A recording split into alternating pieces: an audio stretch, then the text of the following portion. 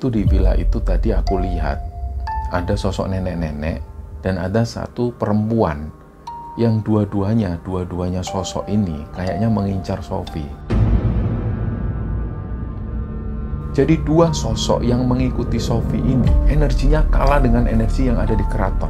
Jadi seolah ada tabrakan energi yang membuat pada akhirnya Sofi ini nggak bisa masuk ke dalam keraton. Bangun Ceng, Lydia bangun. Ada apa memang? Itu si Sofi kayaknya sudah kerasukan.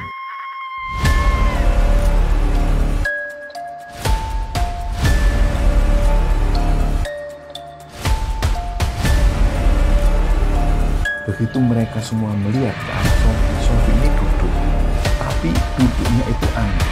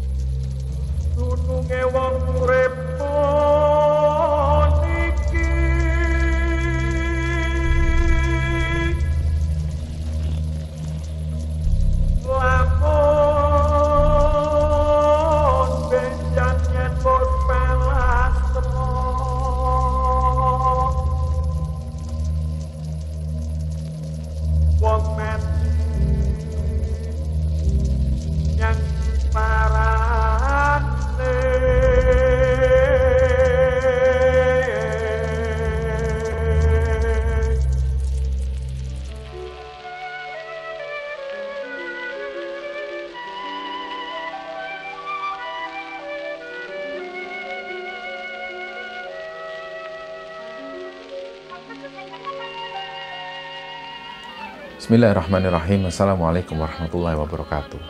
Sobat Kembara Sunyi dimanapun teman-teman berada, pada kesempatan kali ini kami akan membagikan cerita yang dikirim oleh Sobat Kembara yang bernama Ajeng yang asalnya dari Semarang, Jawa Tengah. Sebelum kita masuk ke ceritanya, untuk teman-teman yang nonton tayangan ini dan belum subscribe, jangan lupa untuk subscribe lebih dulu agar channel Kembara Sunyi ini lebih berkembang lagi dan kami lebih bersemangat lagi dalam membuat konten-konten terbaru di Kembara Sunyi. Dan untuk teman-teman yang telah mendukung kami sejauh ini, kami mengucapkan terima kasih banyak. Semoga amal kebaikan teman-teman dibalas kebaikan berlipat oleh Allah Subhanahu wa Ta'ala.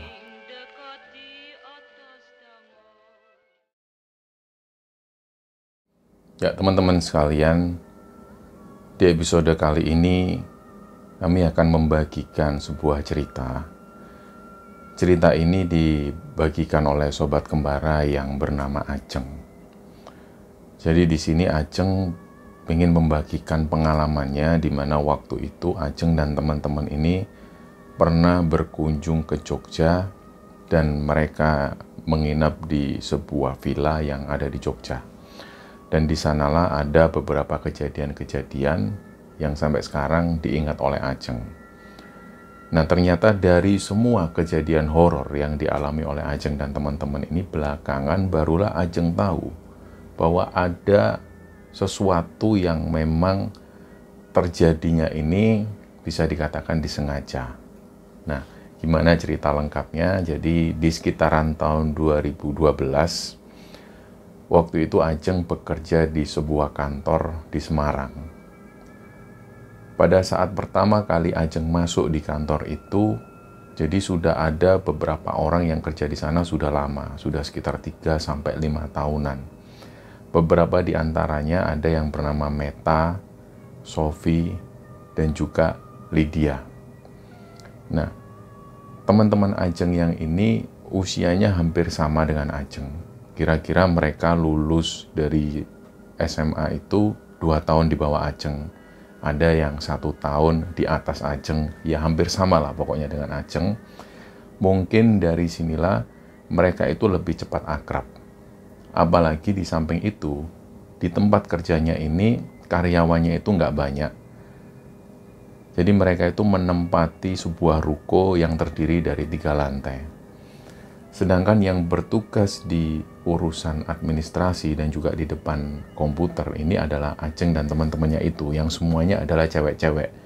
Selain itu ada beberapa OB, ada juga orang yang bertugas di sana. Sebenarnya orang ini adalah ibu-ibu yang adalah pembantu rumah tangga di rumah owner, yang biasanya ibu-ibu ini juga beberapa waktu juga dipekerjakan di sana.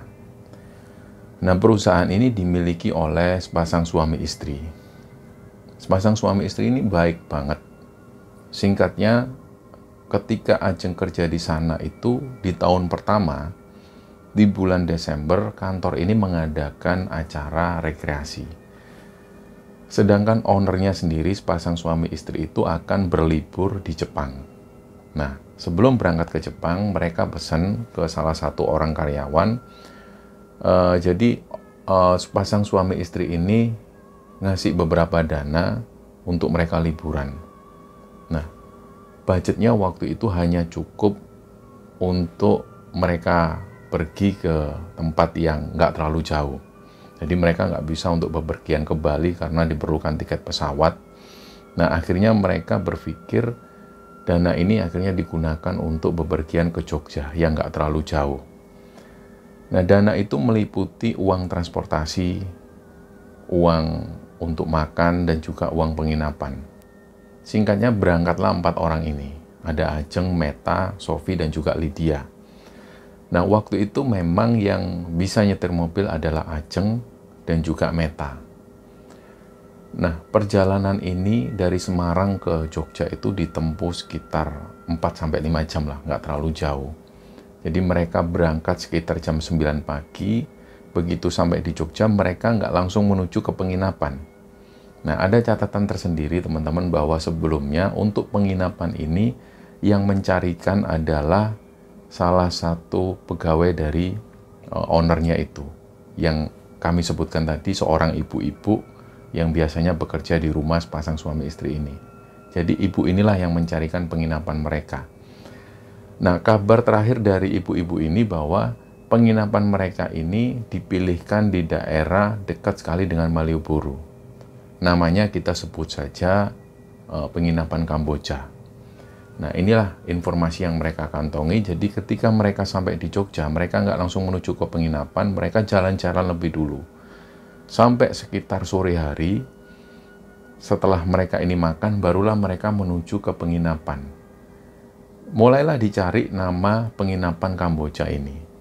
Nah, ternyata begitu sampai di sana, ternyata penginapan Kamboja ini adalah sebuah losmen.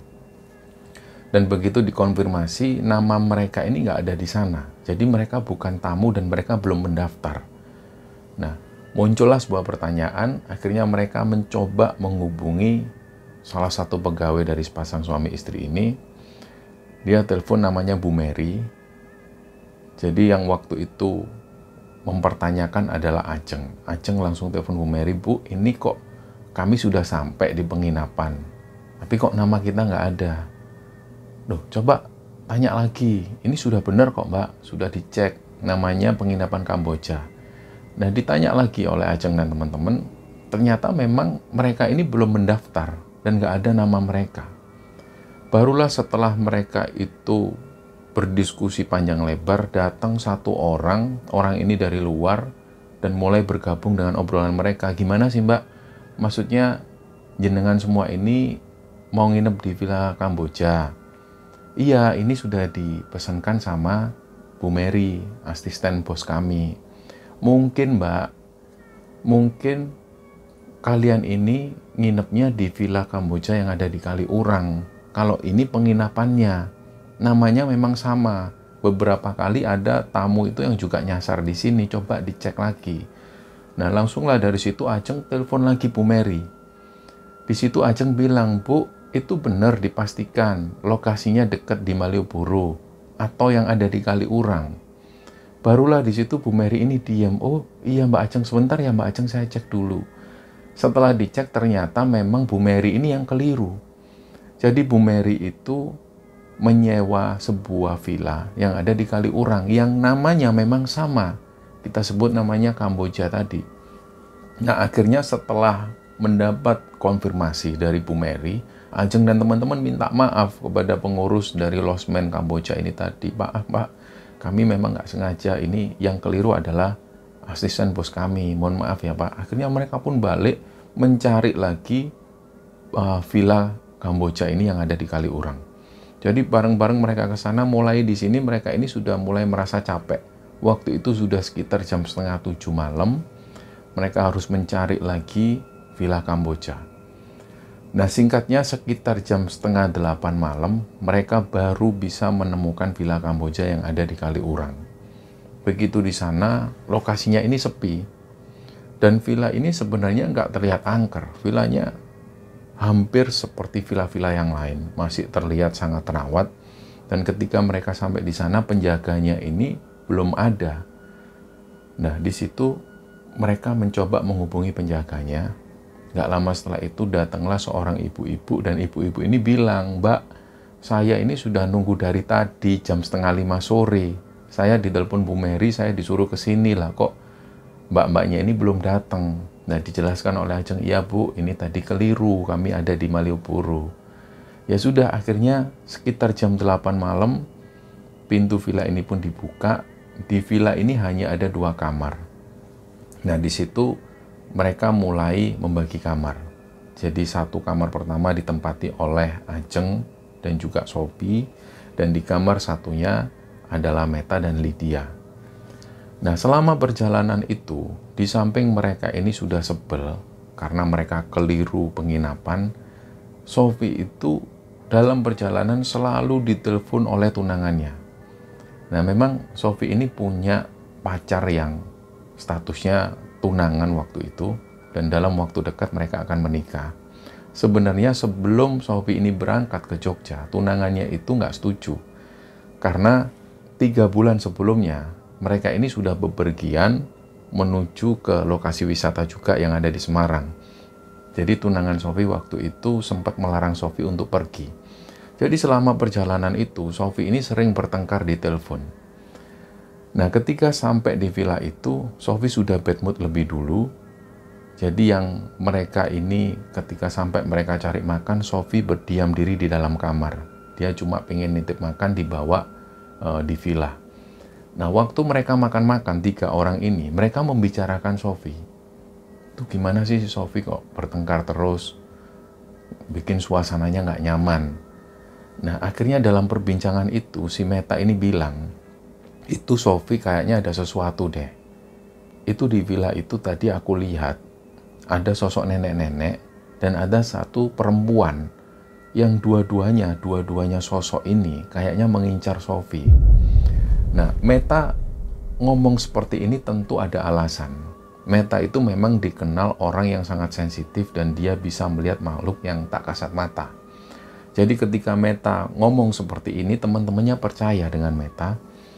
Tapi Meta juga pesan supaya teman-temannya nggak usah takut, karena hal ini bisa diantisipasi. Dan Meta sudah bilang ke teman-teman yang lain, nanti ketika balik di villa, Meta ini minta waktu untuk masuk di dalam kamar bersama Sophie dan jangan diganggu, karena di situ Meta mau melakukan ritual, mau melakukan doa.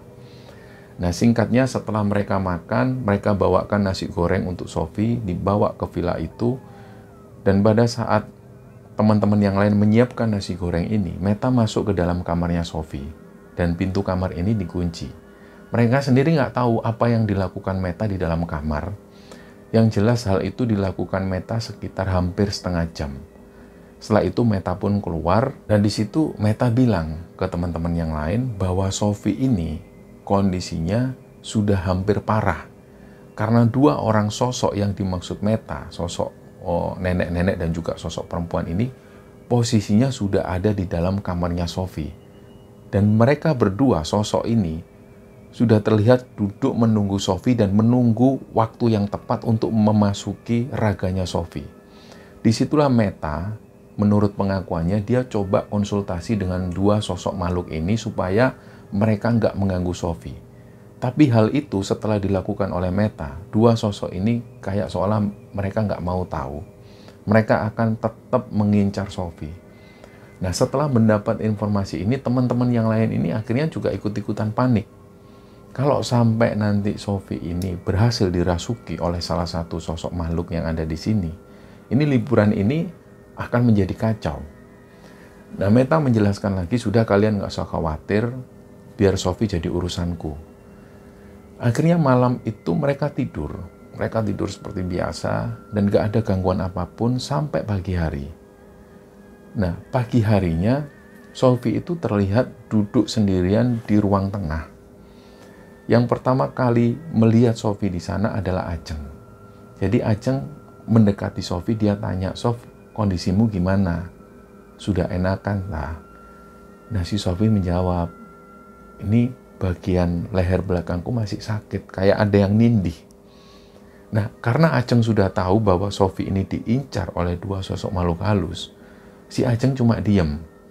Akhirnya Ajeng bilang, "Kemarin Meta masuk ke kamarmu ngapain?" Terus si Sophie cuma menjawab, "Aku nggak ingat apa-apa, emangnya Meta masuk ke kamarku." Bahkan di situ Sophie nggak tahu bahwa Meta sudah masuk dalam kamarnya dan melakukan ritual. Sophie sendiri nggak tahu. Semalam itu kata si Meta, "Kamu itu diincar oleh dua sosok makhluk yang tinggal di sini. Yang satu nenek-nenek dan yang satu perempuan." Ketika Sophie mengetahui hal ini, Sophie itu kaget juga. Kok pantesan dari kemarin itu aku seperti ngelihat ada sosok nenek-nenek duduk. Dia ini duduk persis di bawah meja makan. Yang satunya lagi adalah sosok perempuan. Sosok perempuan ini dilihat Sophie ketika Sophie masuk dalam kamar. Setelah itu Sophie merasa badannya lemes, tengkuk bagian belakang ini berat dan dia nggak ingat apa-apa lagi. Nah, melihat hal ini, si Ajeng ini kemudian ngomong ke teman-temannya, "Ini gimana? Rencana kita mau jalan-jalan ke keraton, terus mau lanjut ke pantai. Ini apa kita batalkan dulu?" Tapi teman-teman yang lain nggak setuju. Apalagi Sophie waktu itu juga bilang, "Enggak, jangan dibatalin. Kita tetap aja jalan. Sudah, kita tetap tujuan kita liburan. Udah nggak usah memperdulikan aku lah." Nah, singkatnya sekitar jam 8 pagi, mereka berangkat menuju ke keraton. Begitu sampai di keraton, pas waktu mereka ini sudah mau masuk pintu gerbang keraton, biasanya kalau ada orang-orang yang pakai kacamata atau topi, selalu diharap untuk melepas oleh abdi dalam di keraton. Nah, begitu sampai di sana, ada satu abdi dalam ini yang pandangan matanya ini tertuju ke arah Sophie. Waktu itu Ajeng melihat jelas. Jadi seolah-olah seorang abdi dalam ini mau mengingatkan Sophie untuk melepas kacamata atau melepas topinya. Padahal waktu itu Sophie ini nggak pakai kacamata maupun nggak pakai topi. Jadi di situ abdi dalam ini sempat ngomong dan akhirnya membatalkan mau manggil Sophie. Akhirnya Sophie ini masuk, tapi pandangan abdi dalam ini masih terus memandang Sophie. Dan begitu Sophie ini melewati pintu gerbang keraton, pintu gerbang masuk itu, dia ini langsung bilang ke teman-teman yang lain, "Aduh, perutku sakit, aku ke toilet dulu ya." Jadi dia nggak jadi masuk, dia langsung balik menuju ke toilet. Nah, otomatis semua teman-teman yang lain ini ikut menunggu Sophie. Begitu sekitar 10 menit kemudian, Sophie keluar dari toilet dan dia bilang ke teman-temannya, "Udah, aku nggak ikut masuk deh. Ini perutku mulus banget. Aku khawatir nanti di tengah aku kebelet lagi. Biar aku di sini aja." "Loh, kamu serius, Sof, kamu di sini?" "Iya, biar aku di sini aja. Aku nggak kuat." Ya udahlah, akhirnya Sophie sendirian di sana. Teman-teman yang lain masuk dalam keraton. Dan karena mereka tahu Sophie menunggu di luar sendirian, mereka mempercepat jalan-jalan di keraton. Mereka kepikiran betul. Dan selama ada di dalam keraton itu, Meta ini selalu bilang ke teman-temannya bahwa Sophie itu nggak bisa masuk. Karena ada sosok nenek-nenek dan perempuan ini yang ikut. Jadi dua sosok yang mengikuti Sophie ini, energinya kalah dengan energi yang ada di keraton. Jadi seolah ada tabrakan energi yang membuat pada akhirnya Sophie ini nggak bisa masuk ke dalam keraton. Pada akhirnya setelah mereka jalan-jalan sebentar di dalam keraton, mereka keluar dan langsung mencari keberadaan Sophie. Ternyata di situ wajahnya Sophie ini pucat. Dan dia bilang bahwa dia lemes. Padahal mereka ini baru saja sarapan. Nah, melihat kondisi yang seperti itu, mereka sudah nggak bisa diam. Akhirnya mereka lebih mempertimbangkan keselamatan Sophie. Mereka pun terpaksa balik lagi ke villa. Mereka langsung menuju ke Kaliurang. Begitu sampai di sana, Sophie langsung masuk kamar dan dia tertidur. Sedangkan mereka yang lain, Ajeng dan teman-teman ini ngobrol, nonton TV. Jadi mereka hanya menghabiskan waktu di dalam villa. Sampai sekitar malam hari, sekitar jam 6:30 malam, tiba-tiba Sofi itu manggil namanya Ajeng. Jeng, minta tolong dong. Nah, si Ajeng ini masuk kamar. Begitu Ajeng masuk kamarnya Sofi, posisi Sofi ini tidur, matanya terpejam. Nah, secara otomatis Ajeng pun membangunkan Sofi. Sof, kamu tadi manggil aku. Sofi ini masih tidur. Nah, dibangunkan lagi oleh Ajeng. Sof, kamu tadi manggil aku. Barulah di situ Sofi buka mata dengan sangat berat sekali. Terus dia berusaha mencerna kata-kata dari Ajeng. Sof, kamu tadi manggil aku. Baru di situ Sofi bilang, enggak, aku dari tadi tidur. Nah, langsung Ajeng ini merinding.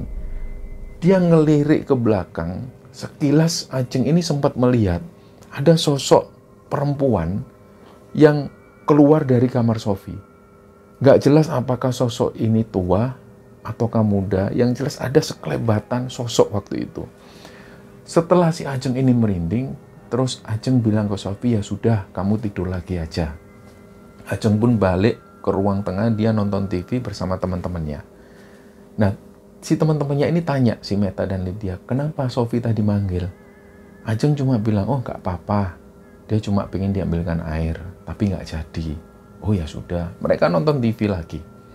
Nggak lama berselang, nggak sampai 10 menit setelah kejadian itu, giliran Lydia yang dipanggil. Lydia, sini dong. Terus Lydia ini lari, kenapa Sof? Begitu Lydia masuk dalam kamar, dia melihat Sofi ini posisinya tidur. Dan bahkan Lydia melihat Sofi itu tidur dengan agak mendengkur. Nah, karena Lydia ini penasaran, dibangunkanlah Sofi. Sof, kenapa manggil aku? Begitu Sofi buka mata dengan berat, Sofi lagi-lagi coba mencerna kata-kata dari Lydia. Kenapa Lydia? Loh, kamu tadi kenapa manggil aku? Enggak, aku nggak manggil kamu, aku dari tadi tidur. Nah, di saat yang sama seperti ini, Lydia tiba-tiba merasakan merinding yang luar biasa. Dan di atas Lydia persis, dia melihat ada sosok perempuan. Nah, perempuan ini kayak melayang di atas atap. Tapi itu dilihat oleh Lydia hanya beberapa detik. Jadi, kayak sekejap mata. Kemudian sosok ini menghilang. Disitulah Lydia langsung teriak. Meta dan Ajeng akhirnya menuju ke sana. Kenapa Lydia? Aku baru lihat sosok perempuan di sini. Nah, Meta yang mempunyai kelebihan, Meta masuk ke dalam kamar, Ajeng dan Lydia disuruh keluar. Sudah, kalian keluar dulu. Di sanalah Meta melakukan sesuatu, dan di situ Ajeng melihat Meta itu duduk bersila, kemudian tangannya itu diletakkan di lutut dua-duanya, dia memejamkan mata dan sambil qomat kamit. Ternyata pada saat Meta melakukan hal itu, terdengar suara dari genteng, dua, kayak rumah ini benar-benar dilempar sesuatu. Nah, karena mendengar hal ini yang membuat mereka nggak nyaman, Ajeng dan Lydia itu teriak-teriak kenceng, mereka ketakutan sampai mereka ini keluar dari villa itu. Mereka ngelihat di atas itu nggak ada apapun, bahkan suasana di sekitar villa ini sepi.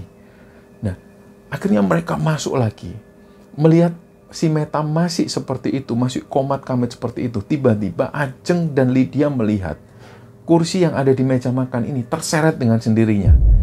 Nah, fenomena inilah yang membuat Ajeng dan Lydia yang waktu itu melihat kursi bergerak sendiri, mereka semakin teriak ketakutan.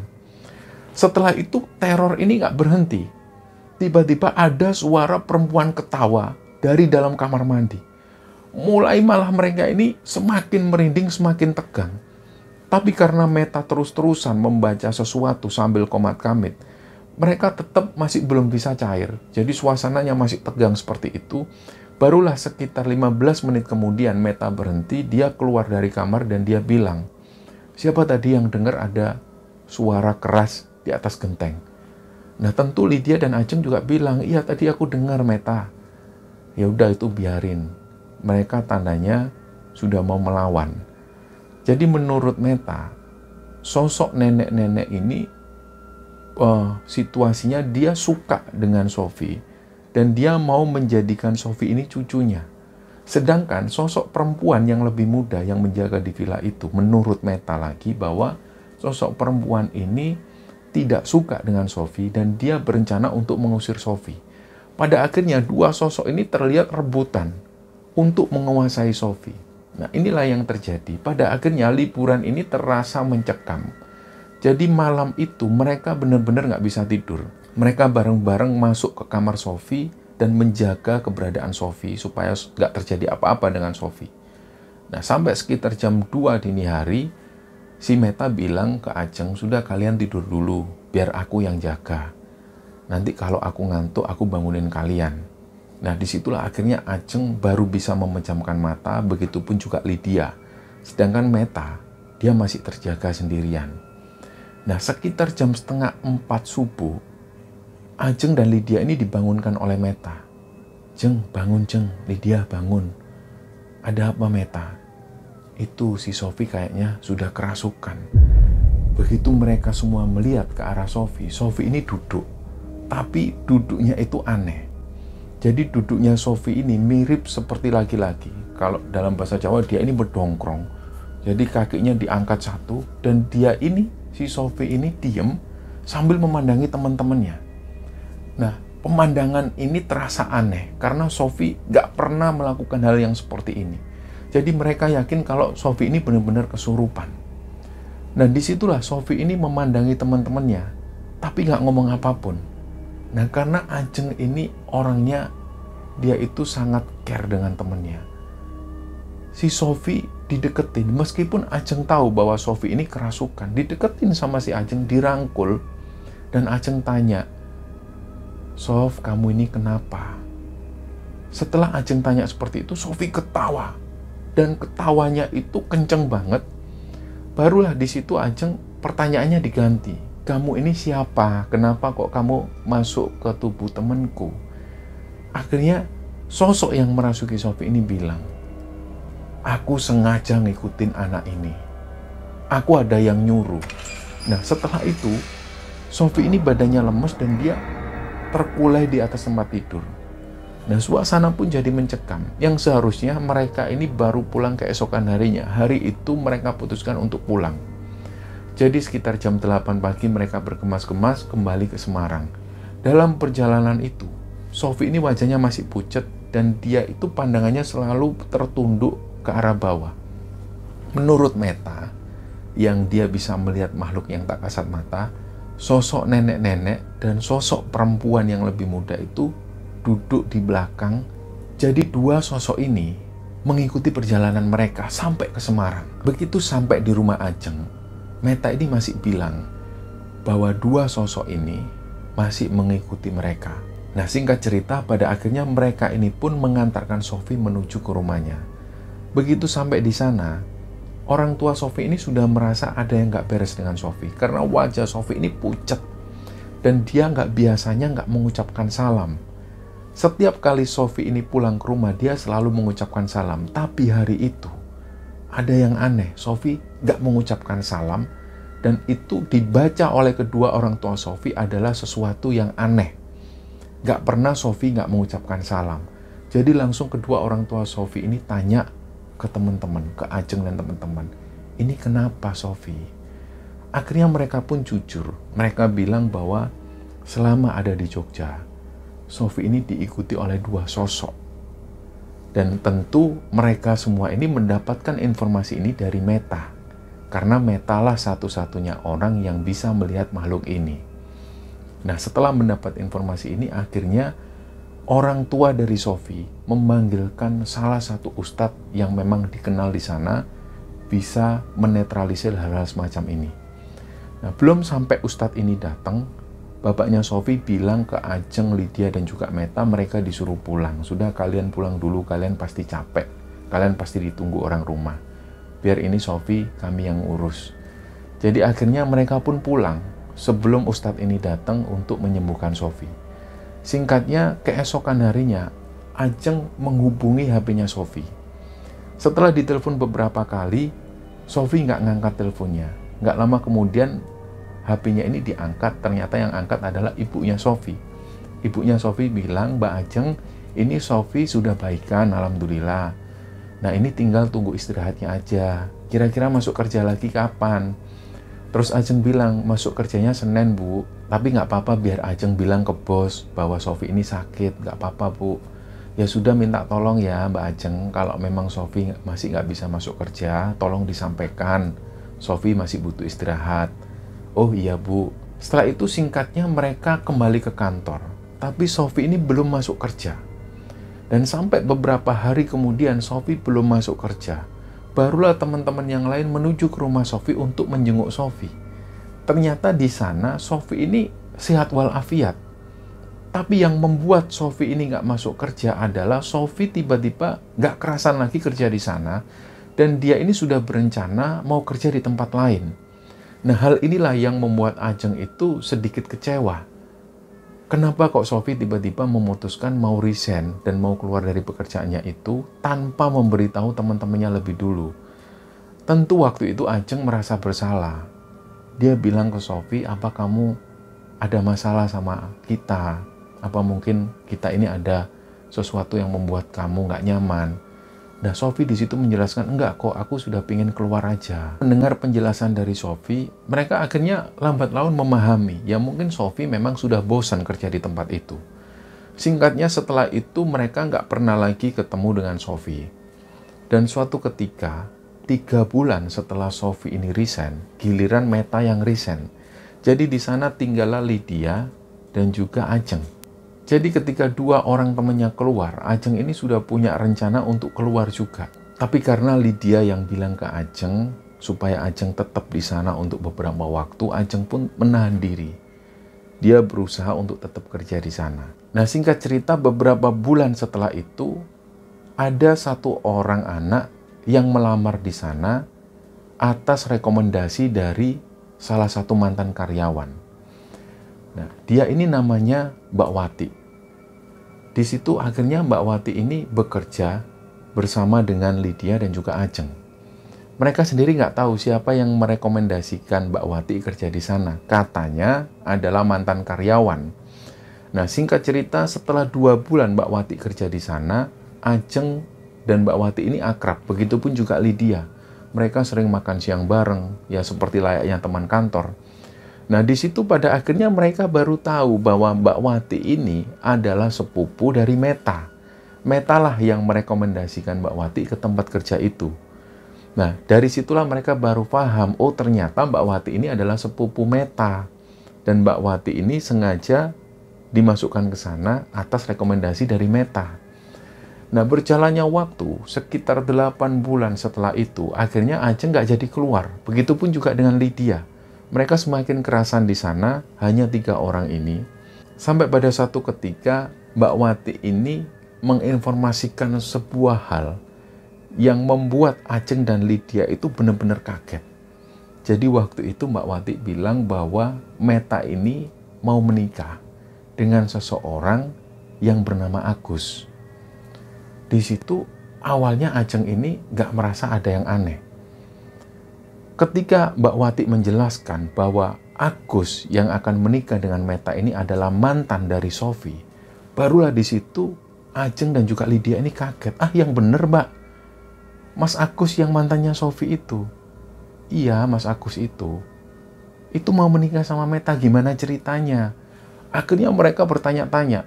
Tentu karena seperti layaknya perempuan, ketika mendengar gosip baru mereka antusias untuk membahas itu. Jadi mereka membahas. Nah, barulah di sini mereka tahu dari Mbak Wati bahwasanya Meta ini sudah lama menjalin hubungan dengan Mas Agus, bahkan ketika Mas Agus ini masih menjalin hubungan dengan Sofi. Inilah yang menjadi pertanyaan bagi Ajeng dan juga Lydia. Ternyata pada saat Sofi dan juga Agus ini menjalin hubungan, di situ Agus ini juga berselingkuh dengan Meta tanpa sepengetahuan dari Sofi. Dan ada hal yang menarik lagi. Dari info Mbak Wati ini, Mbak Wati juga menginformasikan sudah lama Meta ini berusaha merusak hubungan antara Sofi dan Agus. Puncak-puncaknya ketika Meta tahu bahwa Sofi dan Agus ini bertunangan. Meta di situ kecewa dan sempat mengancam Agus. Tapi Agus sendiri sempat ngasih statement ke Meta bahwa nggak akan lama dia akan putus dengan Sophie. Nah, tapi karena mereka belum juga putus, akhirnya Meta ini menggunakan sarana yang lain daripada yang lain, yaitu sarana guna-guna. Dan puncak-puncaknya adalah ketika Mbak Wati menginformasikan bahwa Meta pada saat ke Jogja bersama teman-teman itu, Meta ini sudah punya rencana jahat. Jadi sebenarnya pada saat di Jogja itu pertama kali datang, Meta ini sudah ngasih minum sesuatu ke Sophie. Yang minuman ini sudah diguna-guna, sudah dimantrai. Tapi waktu itu Meta sendiri takut karena efeknya yang terjadi adalah benar-benar luar biasa. Hadirnya dua sosok yang tiba-tiba mengganggu Sophie. Dan sebenarnya waktu itu Meta ini juga takut. Ini menurut keterangan Mbak Wati. Bahkan Meta ini sering ngajak Mbak Wati menuju ke orang pintar untuk mengguna-gunai Sophie. Dan waktu itu Meta ini gak menyadari bahwa efeknya separah itu. Bahkan puncak-puncaknya ketika mereka bepergian ke Jogja, Meta mengetahui sendiri bahwa ada dua sosok yang mengintai Sophie waktu itu. Dan hal ini adalah hasil dari guna-guna yang dilakukan Meta selama ini. Nah, singkat cerita, nggak lama setelah itu, Sophie tiba-tiba memutuskan hubungan dengan Agus. Karena Sophie bilang dia bosan dengan Agus. Singkatnya, setelah Sophie dan Agus ini putus, Meta masih belum berani menghubungi Agus. Tapi tiba-tiba, Agus itu bilang ke Meta bahwa dia akan melamar Meta secepatnya. Nah, ternyata apa yang dikatakan Agus ini benar. Beberapa waktu setelah itu, Agus dan keluarga melamar Meta. Dan terjadilah lamaran ini. Nah, singkat cerita, setelah Agus dan Meta ini menikah, mereka sudah nggak tahu lagi kabar dari Meta dan Agus. Jadi nggak lama setelah itu, Ajeng ini keluar dari tempat kerjanya karena dia mendapat pekerjaan yang lebih baik. Dan nggak lama setelah itu, Lydia juga ikut keluar dari sana. Dan kabarnya Mbak Wati masih tetap kerja di sana sampai di sekitaran tahun 2017. Nah, sampai cerita ini diturunkan, Ajeng sendiri nggak tahu lagi kabar dari Sophie dan juga kabar dari Meta. Nah, jadi tentu cerita yang dibagikan oleh Ajeng ini adalah nama samaran semua. Dan harapannya Ajeng menceritakan cerita ini supaya kisah ini bisa kita ambil hikmah dan bisa kita ambil kesimpulan di dalamnya. Jadi inilah teman-teman cerita yang dibagikan oleh Ajeng. Semoga kisah ini bisa menghibur teman-teman sekalian. Dan mohon maaf kalau ada salah-salah kata. Wassalamualaikum warahmatullahi wabarakatuh. Lagu nan gembira, ingin ku ceritakan rahasia sukma, ingin ku syairkan senandung asmara di titik saat kita berjumpa pula. Nan ku harap senyum gelap senda gurau, duduk bersanding dekat di